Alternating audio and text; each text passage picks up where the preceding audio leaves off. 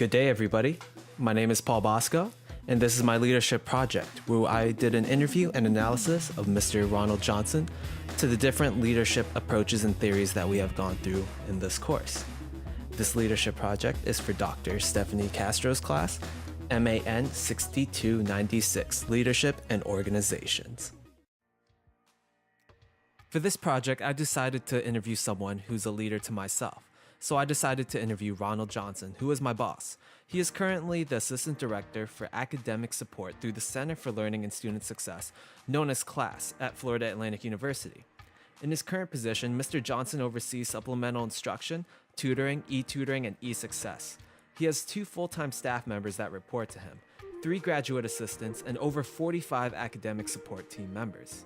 He has been in his current position for a little less than 3 years, but has worked in higher education for over 10 years. He has held positions in youth student and OWL family programs, as well as campus recreation, all at Florida Atlantic University. He earned his master's degree in spring of 2009 from Florida Atlantic University in educational leadership, and is currently enrolled in the PhD program in educational leadership here at FAU, with hopes of graduating one day and being an assistant dean with academic affairs. For the interview that I conducted, I asked Mr. Johnson a variety of questions. I initially started the interview with 15 predetermined questions, which ranged from name your 3 best leadership traits to name your favorite leader. The interview also contained follow-up questions, like how should you work on your weakest trait, and why was an individual your favorite leader? In addition, I ad-libbed my final question, which I asked him what would he do if he was stuck in a cave with 10 people. After I conducted the interview, I analyzed Mr. Johnson's responses to the questions I asked him and applied them to the different leadership theories and approaches that we studied throughout the course. I analyzed Mr. Johnson's responses to the traits approach, the skills approach, the style approach, contingency theory, path goal theory, and authentic leadership. The trait approach.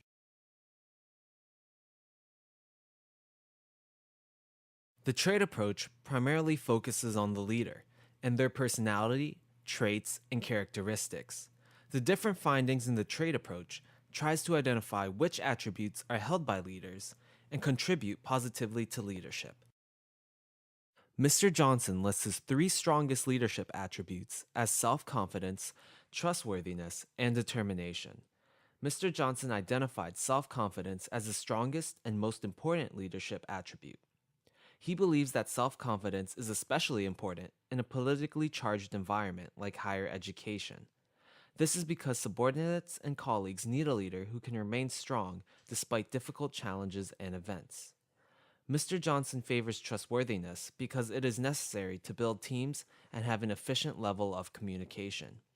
Lastly, determination is a trait that allows him to become focused on the task at hand and carry out the goals of the organization. I followed up by asking Mr. Johnson about his weakest leadership trait. Mr. Johnson quickly responded by telling me that decisiveness was his weakest trait. Despite the need for the hasty decisions in his leadership position, Mr. Johnson prefers to take his time in making decisions, which at times can be a burden. When talking about leadership traits, Ronald firmly believes that some individuals have certain traits that make them a leader in any situation and can quote-unquote command a room. However, he also believes individuals can work on their weaker traits. He believes he can train himself to fortify his decisiveness by pulling the trigger more often. Also, Mr. Johnson believes that individuals can even train themselves to exude another personality, like an introverted person showcasing himself as an extrovert when holding a leadership position. Overall, Mr. Johnson himself looks for individuals with a varied amount of different traits, characteristics, and personalities.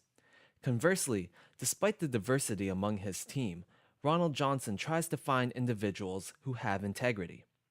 Integrity to him is an important trait as a leader among leaders in higher education.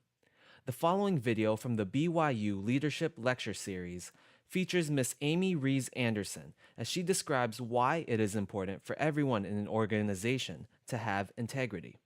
The main themes in the video is to do the right thing and be recognized for it. The video agrees with Ronald's views on why integrity is important.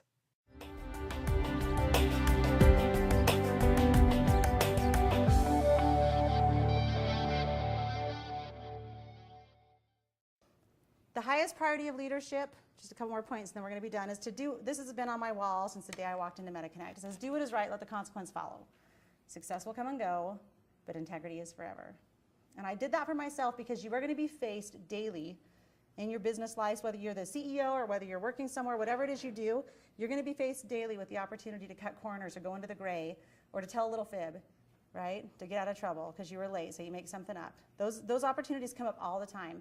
You're going to see competitors that cut corners and they're winning you and they're beating you by crazy and you're like, oh my gosh, you know, if I just did that too, you're going to have those chances. And I'm just telling you, there will never be a time that you won't regret it if you do one of those things. Don't ever go into the gray. The thing I wouldn't have cared if MetaConnect succeeded or failed. What I was the most proud of is that we did it the right way. We all kept our integrity intact. We never once bent the rules, never one time. We had lots of opportunities. We had a lot of competitors that were doing some really underhanded stuff, and we could have played that game too, but we never did. And it was unbelievably cool to watch the response. We had one client fly out from Florida to meet with us. It was a really cool experience, actually. He flew out from Florida to meet with us and sat down and he said, I'm here because one of the other vendors is stealing from us. And they were double billing on something. And he said, I'm here because we're going to pull our business. So this is, I can't say the name of the company because, you know, confidentiality, but it's we're talking huge company one everyone here would know. And they said, we've been doing some research and we found out they were double billing and we're going to pull our business and we want MetaConnect to take it because we have heard that you guys have tons of integrity. Okay, that stuff happened all the time. All the time. We could have stooped to the other level and we didn't. Don't ever get tempted by that. And whether you succeed or fail will not matter. If you keep your integrity, you win, and that's what really matters.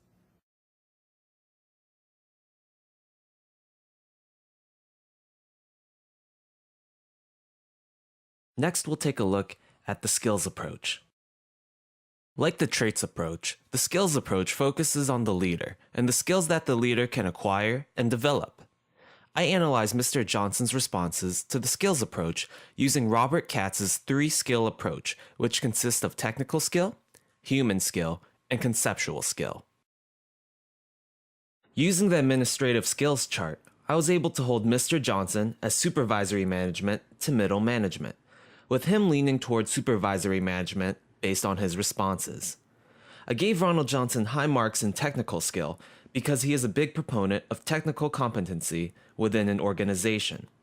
I also gave Mr. Johnson high marks in technical skill because of his ability to get hands-on and break down large projects into smaller pieces to accomplish the task. Being able to break down large projects takes a lot of analytical skill, which attributes to his score as well. The second skill, human skill, is Ronald's strongest skill. Mr. Johnson answered numerous questions that highlighted his dedication to team building through cooperation and trust. He determined that in his position, he needs to listen to his team to avoid discontent. Also, he said that he constantly fosters confidence in other qualities in his employees in hopes that they pass it on to each other and empower themselves. This is why I gave Ronald Johnson the highest marks in human skill. Despite his prowess in technical skill and human skill, Mr. Johnson has a glaring weakness in conceptual skill. During the interview, Mr. Johnson told me that he would never be, nor want to be, the president of an institution. When asked why, he mentioned that he does not envision big picture ideas. He prefers to break down big goals and ideas into smaller ones and then think of ways to accomplish them. Ironically, Mr. Johnson inadvertently self-identified that he lacks the conceptual skill to be at the top management level. He is content at his level of management, which perfectly matches his skill. Thusly, Ronald Johnson is perfect at the supervisory management level to middle management level. Next up, we'll take a look at the style approach. The style approach, like the trait approach and skills approach, focuses on the leader. However, the style approach is concerned with what leaders do and how they act. There are two kinds of behaviors that are showcased in the style approach: task behaviors and relationship behaviors. Task behavior focuses on how a leader accomplishes a goal with his or her team members. Relationship behavior is how the leader makes his team feel comfortable with each other and with the situation they may be in. When analyzing Mr. Johnson to the style approach, I used Blake and Moten's managerial leadership grid, which categorizes the leader based on their commitment to task behaviors and relationship behaviors. I placed Mr. Johnson at a 9-9 on the leadership grid, which shows that he practices team management. As I mentioned earlier in the presentation, Mr. Johnson practices commitment to teamwork and seeks individuals that have similar traits to his own, like determination and confidence. Those individuals that he seeks also have integrity so that they are trusted by him to get the work done. Ronald also seeks to facilitate tasks by accepting criticism and suggestions from his team. These factors place Ronald at a 9 on the concern for people access. Additionally, I placed Ronald at a 9 for task concern because he is devoted to carrying out goals through his team and through himself. Now we will look into contingency theory. Contingency theory is a theory that measures a leader's effectiveness based on their leadership style and the situation. The leadership styles are measured on a scale called the Least Preferred Coworker Scale, or LPC for short. Individuals who are more task-oriented rank low on the scale, while individuals who are more concerned with relationships rank high on the scale. It also considers 3 situational factors, which are leader-member relations, the structure of the task, and the leader's power in his position. When applying the theory to Ronald Johnson's responses, I used Fiedler's contingency model to see if Ronald was an appropriate leader for the situation based on his style. I concluded that during the interview, Ronald was a more task-oriented leader than a relationship-oriented leader. He prefers being in the trenches and told me during the interview that between the hours of 8 and 5, it should be about business than being social. Despite being a task-oriented leader, Ronald does not neglect the members in his organization. As I mentioned earlier, he is dedicated to trust and cooperation. This gives him a good rating on Fiedler's model. I rank Ronald as a leader who gives clear, strong direction and tasks. He told me an anecdote about a bad leader who was vague and directionless, and stated that it was his mission to be the opposite of this leader. I give him a high on the task structure attribute. Mr. Johnson has no power to increase wages, but has the ability to fire, hire, and promote individuals to higher positions. This will give Mr. Johnson strong position power in his organization. Overall, Ronald is in the most favorable situation on Fiedler's contingency model. The next section will be about path goal theory.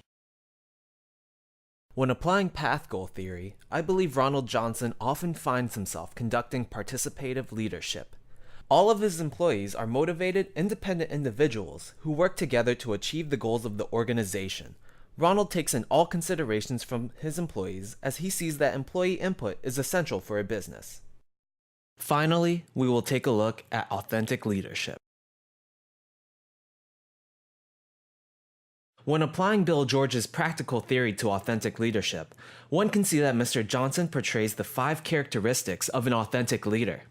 His strongest characteristics can be seen as self-discipline, which can stem from his determination, his ability to develop trusting relationships, and his ability to understand his purpose in an organization. When applying the theoretical approach to authentic leadership, Mr. Johnson displays all 4 components of an authentic leader. The 2 components that stood out to me during the interview was internalized moral perspective and balanced processing. Ronald's emphasis on honesty, trust, and integrity guide his internalized moral perspective. Earlier, we saw Ronald declare that his weakness was his decisiveness. However, in authentic leadership, it can be seen as a positive trait. Ronald takes in his feelings and the feelings of others into consideration. In conclusion, based on the practical approach and theoretical approach, I consider Ronald Johnson an effective leader. And finally, we reach the conclusion. In conclusion, my interview with Ronald Johnson has showed us that he has leadership traits, has skills to lead the organization at the supervisory or middle level, has team management style, is a favored leader, is a participative leader, and is an authentic leader.